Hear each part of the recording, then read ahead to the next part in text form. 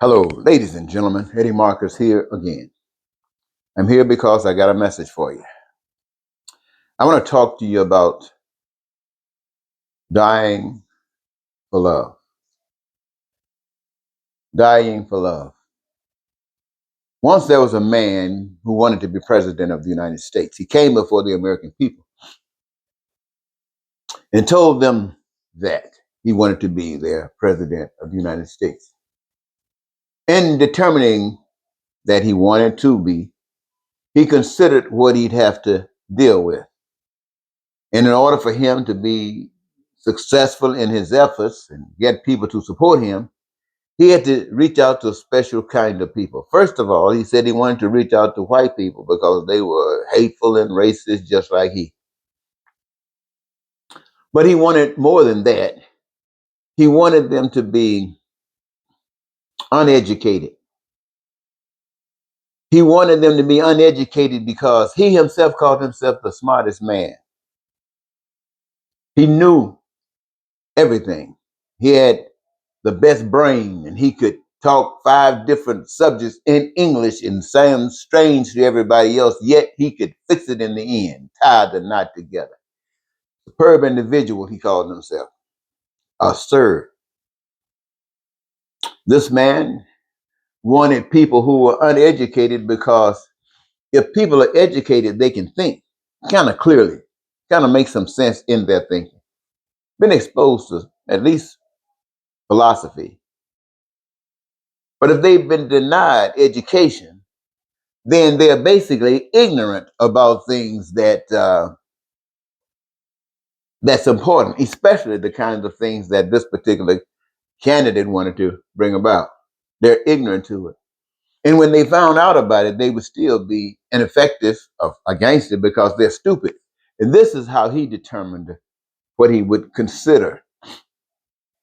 And so education became something that was unimportant to him, even to the extent of eliminating education in itself, and corrupt people with ideas and deception in such a degree that people wouldn't understand what the hell was going on. In fact, he would be creating problems everywhere, like dismantling every institution or department within the federal government, tearing it down for the good things that it does for what it was created for, and supporting that which this 34 found guilty criminal, this liar, this worst person that America has ever seen as far as trying to be the president, as we know, is telling them to do.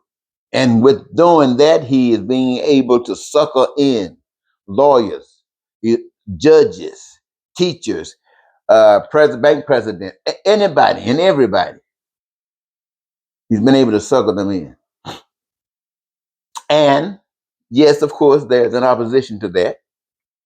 But when you really look at it, they're basically operating on the same basic principles. Each distrusts the other. Neither has a solution to the problems. And so they can take us really nowhere. And with that kind of confusion, it's nothing but an engagement of a pregnancy that produces something like MAGA and Trump and all the stuff that's going on in the world. But what you don't know, ladies and gentlemen, and it's been denied to you, all of you lovers, all of you who crave the spirit, all of you who have been on those what you call near-death experiences, all of you who have come back and given us messages for which Jesus told you to come back and tell us.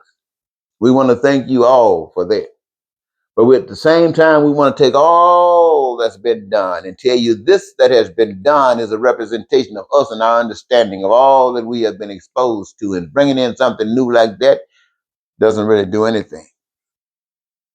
But there has been a message, and there is a message, ladies and gentlemen. You are not going to believe it. So that's not the point. Somebody says that there are things that can be true that you don't tell everyone, because some people can't understand or stand the truth. And so you keep it from them. But every man should know what life is about. When we look at the trees, you know what they are about. And it takes a hell of a lot of rain and a hell of a lot of wind to tumble it down. We know about these things. We know that the earth that we stand on sometimes get eroded by water and stuff like that. But even when the water receds, the land is still there. And what was passed away now still had an opportunity to recreate itself in something that's brand new, perhaps even better than it was. Oh, my friends.